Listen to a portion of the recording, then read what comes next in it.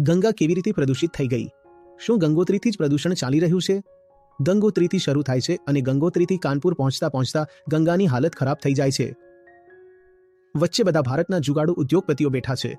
તેઓ પોતાનું કામ કરીને બધી ગંદકી નાખી દે છે અને એવું નથી કે માત્ર ઉદ્યોગો જ નાખી રહ્યા છે. શહેરોનો કચરો અને મળ પણ વિધિવત રીતે જે સત્તાવાર સરકારી સંસ્થાઓ છે તે ગંગામાં જઈને વાવી દે છે. યમુનાનું પાણી આપણી સાથે શું કરી રહ્યું છે? અથવા કાનપુરનું પાણી આપણી સાથે શું કરી રહ્યું છે? શું આપણને તેનું જ્ઞાન છે? ના, આપણને જ્ઞાન છે. ના, આપણા પરિવારમાં કે સમાજમાં જ્ઞાનની કોઈ ઇજ્જત છે. જ્યારે જ્ઞાન નથી હોતું ત્યારે આવું થાય છે.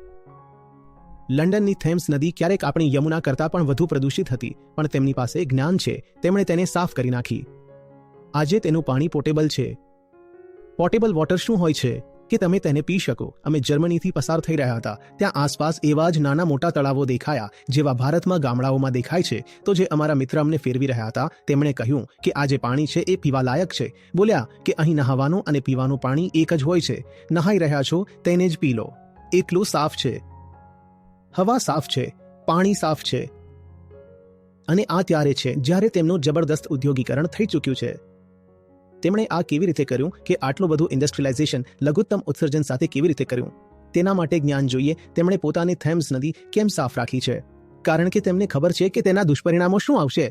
તે એક નોલેજ બેઝડ દેશ અને નોલેજ બેઝડ ઇકોનોમી છે. આપણે તો ગમે તે કરીને બસ પૈસા જોઈએ છે. આપણા માટે પૈસા જ બધું થઈ ગયું છે. પૈસા ખરાબ બાબત નથી, પણ ફરી પુનરાવર્તન કરી રહ્યો છું. લક્ષ્મીએ સરસ્વતીની પાછળ જ આવવું જોઈએ.